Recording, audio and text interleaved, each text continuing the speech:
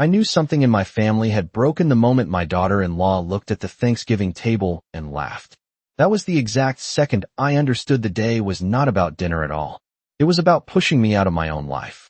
Thanksgiving had always been my favorite holiday because it was the one day when everything slowed down long enough for family to sit together.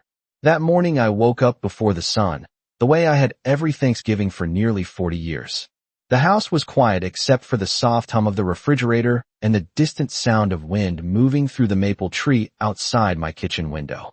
I brewed a pot of coffee and stood there a moment with my hands wrapped around the warm mug, looking at the dining room table I had already set the night before. White plates, the good silverware, the linen napkins my husband Richard had once joked were too fancy for a house full of messy eaters. Richard had been gone for 8 months, and this was the first Thanksgiving I would host without him sitting at the head of the table. I told myself the dinner mattered even more now. I wanted my son Daniel to feel that our traditions were still alive.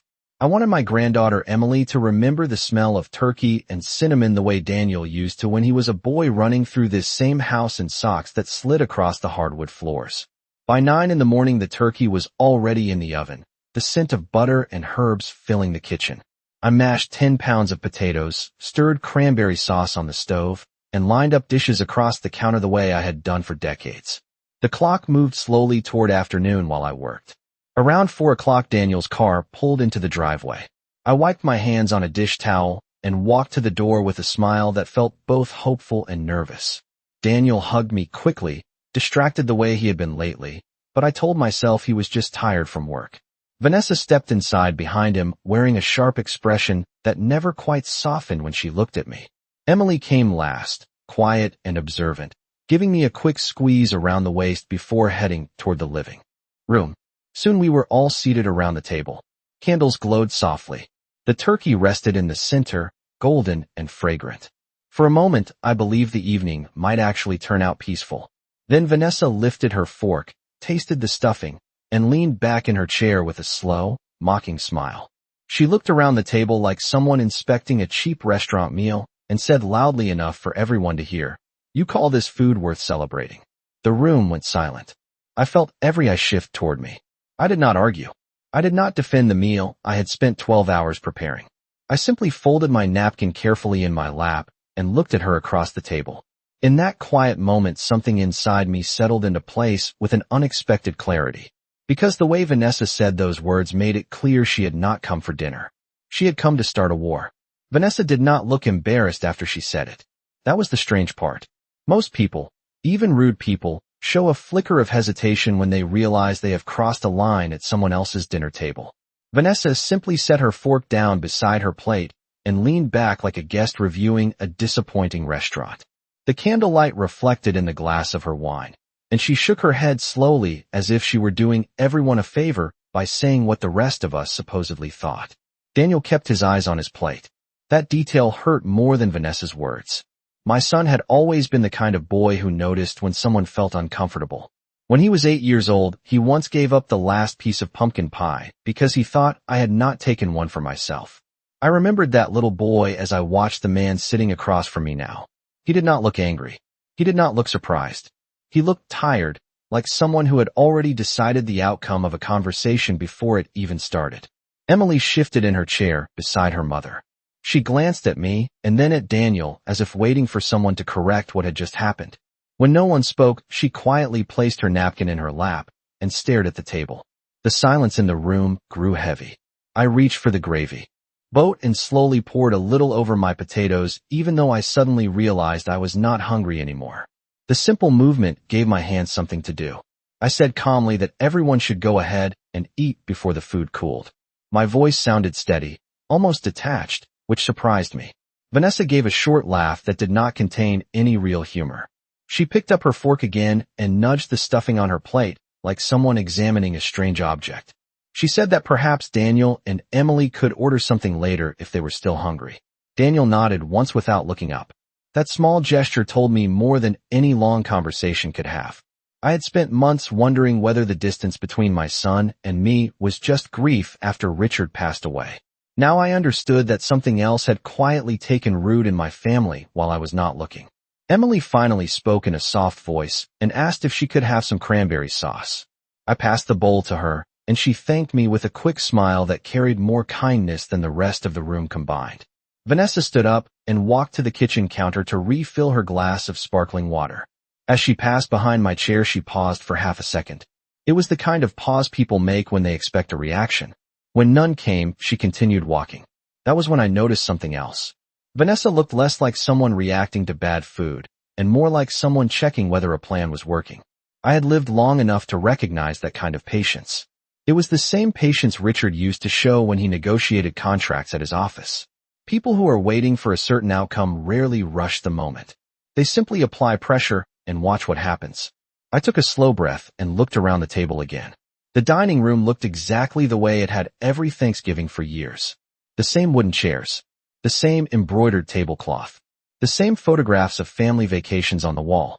Yet the atmosphere felt entirely different now, as if the room itself had realized something important before I had.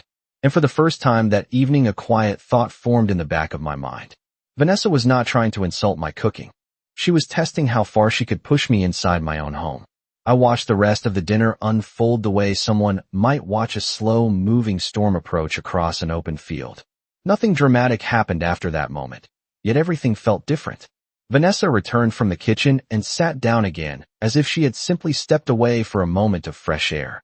She lifted her glass and took a sip of water while scanning the table with quiet satisfaction. Daniel finally began eating, but he did so with small mechanical movements that told me he was not really tasting anything. Emily tried to keep the evening from collapsing completely. She asked about school, about a science project she had been working on, about the dog that lived next door. I answered her gently, grateful for the way she was trying to fill the silence that had settled over the room. Vanessa only half listened to the conversation. Every few minutes, she glanced around the dining room the way people do when they are mentally rearranging furniture in a house that does not belong to them yet. I noticed how her eyes lingered on the built-in cabinet Richard had installed 15 years earlier. She studied the photographs on the wall, the antique clock above the fireplace, even the wide windows that looked out toward the backyard maple tree. It was the kind of slow inspection that revealed more than words ever could. When dinner ended, Emily helped me carry the dishes to the sink. Vanessa did not offer to help. She stood near the doorway scrolling through her phone while Daniel followed her out to the living room. The sound of their quiet conversation drifted through the hallway, low and cautious like people discussing business rather than family. Emily rinsed a plate and placed it carefully in the dishwasher before leaning slightly closer to me. Her voice was barely above a whisper when she spoke. She said that her mother had been talking about the house a lot lately. She said Vanessa had been looking at real estate websites and renovation ideas for older homes. Emily quickly added that she was not supposed to mention it, but something about the dinner tonight had made her feel uneasy. I placed a hand gently on her shoulder and told her it was all right. Children often notice things long before adults are ready to see them. After she returned to the living room, I dried my hands on a towel and paused in the quiet kitchen. Through the doorway, I could see Daniel sitting on the couch, while Vanessa stood near the window speaking to him in a calm but deliberate tone. He nodded once or twice while staring at the floor. The sight reminded me of a memory from many years earlier when Daniel was learning how to ride a bicycle. He had fallen and scraped his knee and looked at me with the same uncertain expression he was wearing now. Back then I had been able to lift him up and tell him everything would be fine. Tonight, he looked like a man who no longer believed he needed that reassurance. Vanessa finally noticed me standing in the hallway and smiled politely, but the smile did not reach her eyes. It was the kind of polite expression people offer a stranger at a hotel lobby. She asked if there was any pumpkin pie left. I told her there was plenty and that I would bring it out. As I turned back toward the kitchen, I realized something with a quiet clarity that surprised even me. Vanessa had not come here to share a holiday meal. She had come to see whether the woman who owned this house was still strong enough to remain in it. And as I placed the pie on the counter and reached for the knife, I understood that the real dinner conversation had not even started yet. I carried the pumpkin pie into the living room the same way I had done every Thanksgiving for years, balancing the plate carefully with both hands while the smell of cinnamon followed me down the short hallway. The house felt quieter now, even though everyone was still inside it. Daniel and Vanessa sat on opposite ends of the couch, and Emily had curled up in the armchair near the window with her phone resting on her knee.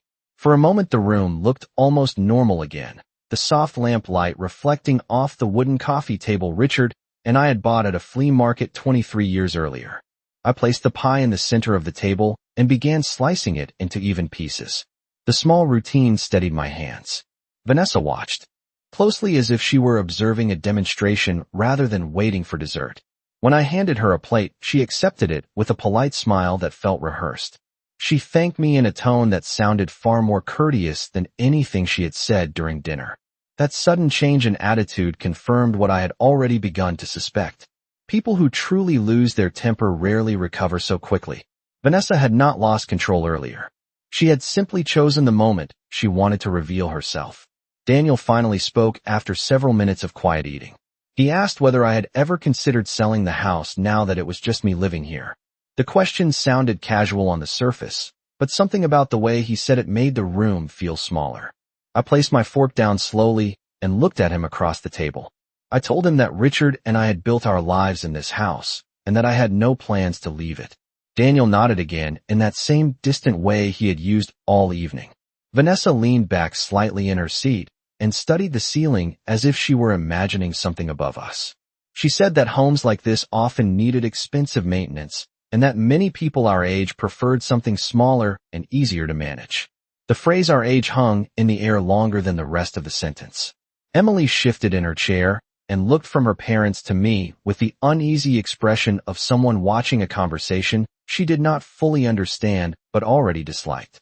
I smiled gently at her and took another small bite of pie even though my appetite had not returned. Vanessa continued speaking in the calm voice people use when they believe they are being helpful. She mentioned that several neighborhoods nearby had beautiful modern townhouses with elevators and security gates. She said they were designed specifically for retirees who wanted a simpler lifestyle. I listened carefully without interrupting. Every word she chose seemed deliberate, each suggestion placed like a stepping stone leading toward a destination she had already imagined. Daniel added that the property value of this house had increased a lot in the past decade, and that selling it could open up many opportunities for everyone. The phrase for everyone told me more than he probably intended. I folded my napkin slowly and rested it beside my plate.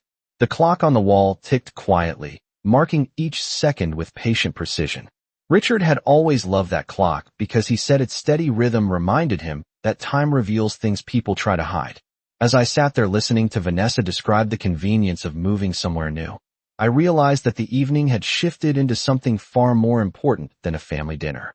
Vanessa had already made up her mind about what she wanted from this house.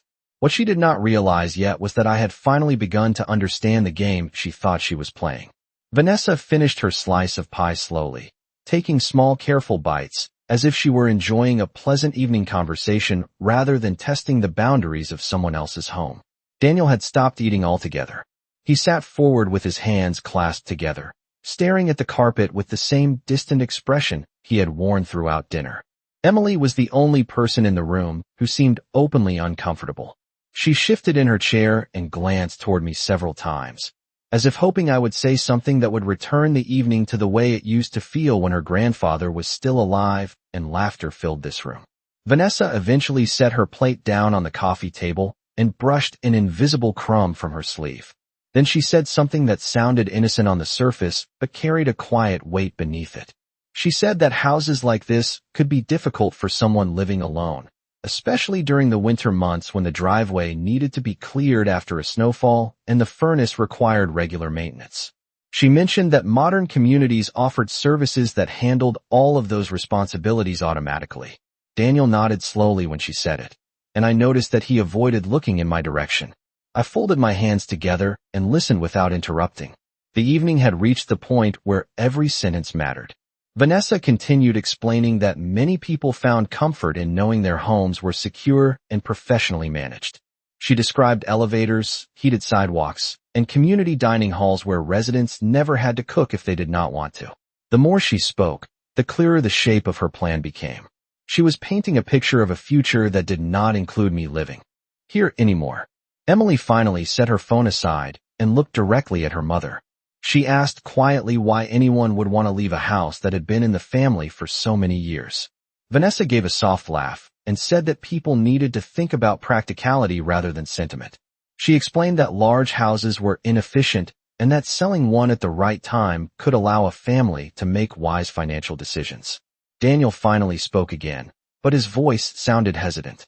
He said that Vanessa might have a point about the house being larger than I needed. I watched my son carefully as he spoke those words. The boy I had raised would have defended this home without a second thought. The man sitting in front of me now looked like someone who had been slowly persuaded over time that practicality was more important than loyalty. I stood up quietly and carried the empty plates back toward the kitchen sink. The familiar sounds of water running and dishes touching porcelain filled the room for a moment. Behind me, I could hear Vanessa speaking again in a calm, measured tone. She said that everyone only wanted what was best for me. That sentence settled into the air like a carefully placed piece on a chessboard. I dried my hands on a towel and looked out the kitchen window at the maple tree swaying gently in the cold evening wind. Richard had planted that tree the year Daniel turned 10. He used to say that strong roots were what allowed something to survive long winters. Standing there in the quiet kitchen, I realized that Vanessa believed she was slowly guiding this conversation toward a conclusion that would benefit her. What she did not understand yet was that I had spent decades living in this house, and during that time I had learned to recognize when someone was quietly trying to move the ground beneath my feet. The kitchen grew quiet after the dishes were washed and stacked beside the sink. The sound of conversation in the living room faded into low murmurs that were difficult to understand but easy to interpret. I could hear Vanessa's voice rising and falling with that same calm rhythm she had used all evening, a tone that carried patience but also certainty. It was the voice of someone who believed time was on her side.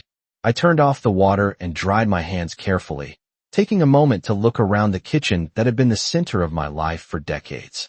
Every cabinet handle, every scratch in the wooden countertop, every small mark on the floor carried a memory. Richard had built the open shelves himself during a long weekend when Daniel was still in middle school. I could still remember the sound of his hammer tapping gently as he worked while Daniel sat at the table finishing a math worksheet. Standing there now, I realized how strange it felt to imagine this room belonging to anyone else. When I returned to the living room, Vanessa and Daniel stopped speaking mid-sentence. That small pause told me they had been discussing something they did not want me to hear. Emily sat quietly with her hands folded, her expression thoughtful in a way that seemed older than her 16 years. Vanessa smiled politely when she saw me and asked whether I would like more tea. I thanked her and said I was fine. Daniel shifted slightly on the couch and looked at the floor again before finally speaking. He said that Vanessa had been researching retirement communities nearby and that some of them were actually very beautiful. He explained that many of them offered walking paths, small restaurants, and neighbors who shared the same stage of life.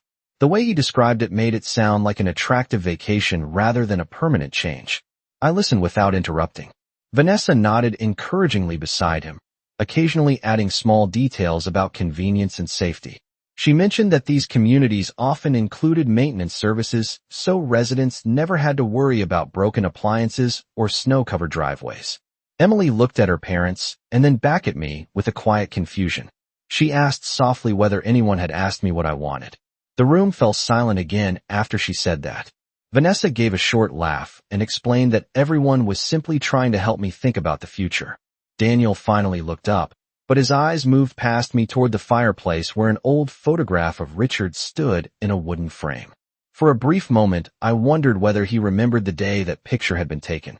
It was the summer afternoon when Richard finished building the back porch and Daniel had proudly helped paint the railing. I walked over to the shelf and picked up the photograph, brushing away a thin layer of dust with my thumb. Vanessa watched the movement closely, her expression calm but attentive. I placed the frame back in its spot and turned toward the couch again. The conversation about my future had been unfolding all evening, but only now did I understand the full direction it was heading. Vanessa believed that if the idea was repeated often enough, it would slowly begin to sound reasonable. Daniel seemed uncertain, but uncertainty can be shaped by whoever speaks with the most confidence. I took a seat in the armchair across from them and folded my hands together. Outside the window, the maple tree branches swayed gently under the cold evening sky. Richard used to say that a strong house was not defined by its walls, but by the people who refused to abandon it. Sitting there in the quiet living room, I realized something Vanessa had not considered. This house had been my home far longer than it had ever been part of her plans, and that difference meant I understood its value in ways she could not yet see. I remained in the armchair while the conversation drifted into a slow, uneasy quiet. Vanessa had stopped talking about retirement communities for the moment, but the idea she planted still hung in the air like a faint echo that refused to disappear. Daniel leaned forward with his elbows resting on his knees, staring at the carpet with a thoughtful expression that told me he was still weighing everything she had said. Emily sat quietly with her hands wrapped around a mug of tea, watching each of us carefully the way someone does when they realize a family moment is quietly becoming something more serious. Vanessa eventually stood up and walked toward the hallway, glancing at the framed photographs along the wall as she passed them. Her fingers paused briefly on one of the frames before she turned it slightly to read the inscription beneath it. That photograph showed Richard and me standing beside the maple tree the summer it was planted. I noticed how Vanessa studied the image not with curiosity, but with calculation, the way someone might evaluate a piece of property rather than a memory. She asked when the house had last been renovated and whether the electrical wiring had ever been updated. Her tones sounded casual, yet the questions carried the same careful intention I had been hearing all evening. Daniel answered a few of them quietly, mentioning that the roof had been replaced about 10 years ago and that the furnace had been serviced recently. Vanessa nodded thoughtfully and said that homes with strong structural foundations often had excellent resale potential if they were updated correctly. The phrase resale potential settled into the room with a quiet weight. Emily shifted in her chair and looked directly at her father before asking why anyone was discussing selling a house that no one had said they wanted to sell. Daniel opened his mouth as if to answer, but no words came out. Vanessa stepped closer to the window and folded her arms while looking out at the dark yard where the maple tree stood under the porch light. She said that planning for the future was simply responsible behavior and that families often had difficult conversations before making practical decisions. I watched her reflection in the glass and realized she was not just talking about possibilities anymore. She was preparing the ground for a change she believed would eventually happen. Daniel finally spoke again and said that perhaps everyone was thinking too far ahead and that tonight was meant to be about spending time together. Vanessa gave a small, polite smile and agreed, but her eyes remained focused on the yard outside, as if she were imagining the property lines stretching beyond the fence. Emily stood up slowly and walked over to the shelf where the old clock ticked steadily above the fireplace. She studied it for a moment and then asked me whether it had always been in the house. I told her that Richard bought it at an estate sale during the first year we lived here, and that he loved the way its steady rhythm filled quiet evenings. Emily nodded and said that the clock sounded comforting because it reminded her that some things stayed constant even when everything else felt uncertain. Her words lingered in the room long after she sat back down. Vanessa eventually turned away from the window and returned to the couch beside Daniel. She rested her hand lightly on his arm and spoke in a softer voice now, suggesting that perhaps everyone was tired after a long day and that it might be best to continue this conversation another time. Daniel agreed quickly, relief visible in his posture. I watched them both carefully, understanding that Vanessa believed patience would slowly shift the balance of this situation in her favor. What she did not realize yet was that patience worked in both directions, and I had spent many years learning how to recognize when someone was quietly preparing to claim something that did not belong to them. Eventually, the evening reached the quiet point, where people began gathering their coats and checking the time without saying much about it. Vanessa stood first and smoothed the front of her sweater as if she were preparing to leave a meeting rather than a family dinner. Daniel followed her movement a moment later, rising slowly from the couch and glancing toward the hallway where their jackets hung beside the front door. Emily lingered near the bookshelf, running her finger along the row of old novels Richard and I had collected over the years. The house felt unusually still, the kind of silence that settles after something important has been said but not fully resolved. Vanessa thanked me politely for the meal, her voice calm and composed again, as though the earlier tension had simply been a brief misunderstanding. Daniel repeated the same words, though his tone carried a trace of hesitation. I walked them toward the door, the wooden floor creaking softly beneath each step the same way it had done for decades. As Vanessa slipped on her coat, she paused to glance around the entryway, her eyes traveling over the staircase railing, the tall windows, and the framed photographs that lined the wall. That careful look told me she was memorizing the space the way someone might study the layout of a place they expected to see again under different circumstances. Emily hugged me tightly before stepping outside, her arms lingering around my shoulders a little longer than usual. She whispered that she hoped everything would be all right, and I told her quietly that strong homes rarely fall apart overnight. When the front door closed behind them, the house returned to its familiar quiet. The clock above the fireplace continued its steady rhythm, each tick marking another second of reflection. I stood there for a moment with my hand resting on the door handle, listening to the sound of their car. Starting in the driveway, the headlights passed briefly across the living room window before disappearing down the street. I walked back into the living room and sat once more in the armchair near the lamp.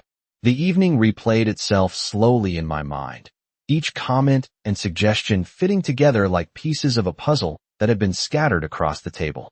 Vanessa believed that patience and repetition would slowly make her idea feel inevitable. Daniel seemed uncertain, but willing to listen to the voice closest to him. Emily had seen enough to recognize that something was wrong, even if she could not yet name it. I looked around the room again, at the photographs, the shelves, the maple tree visible through the glass, and the old clock Richard loved so much. The house had witnessed birthdays, graduations, quiet winter evenings, and countless ordinary days that built a life piece by piece. Standing there in that familiar space, I realized that the conversation tonight had not been about pie or retirement communities or even the future in the way Vanessa described it. It had been about testing whether I would quietly accept a role someone else had written for me. I folded my hands together and leaned back in the chair, letting the steady ticking of the clock fill the silence. Vanessa might believe that the evening had moved the situation one step closer to her plan, but time has a way of revealing intentions more clearly than words ever can. And as the house settled into the calm of late evening, I understood something with complete certainty. The story Vanessa thought she was beginning tonight was only one version of what might happen next, and I had no intention of allowing someone else to decide how the future of this home would be written. The house felt larger after their car disappeared down the street, as if the walls themselves had relaxed once the tension left with them.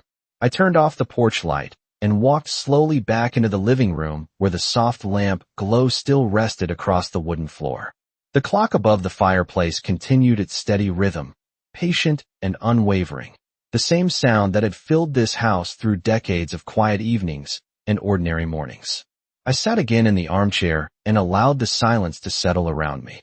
Nights like this used to belong to Richard and me. We would sit together after a holiday meal, talking about small things while the house cooled and the dishes waited in the sink. Now the quiet carried a different meaning. It was not loneliness that filled the room tonight. It was clarity. The conversation from earlier played back in my mind with new precision. Vanessa studying the photographs. Vanessa asking about wiring and property value. Vanessa describing convenient communities where people my age supposedly belonged. None of it had been spontaneous. Each sentence had been placed carefully, like stepping stones across a river she expected me to cross, without noticing how far I had traveled from the life I knew. Daniel's silence had been just as revealing. My son had not argued with her, but he had not stopped her either. That was the detail that lingered most in my thoughts. A person does not need to raise their voice to take part in a decision. Sometimes simply allowing another voice to lead is enough. I rose from the chair and walked slowly through the house, turning off lights one by one. The dining room still held the faint scent of cinnamon and roasted turkey. The plates were stacked neatly on the counter where I had left them earlier. Everything looked exactly the way it always did after a holiday meal, yet the evening had quietly shifted something deeper than routine. I paused at the hallway table where an old wooden box rested beneath the lamp. Richard had placed it there years ago, telling me with a smile that every home needed one place where important things could wait until the right moment arrived. I opened the lid slowly and looked at the papers inside. Property records, insurance documents, and a letter written in Richard's careful handwriting.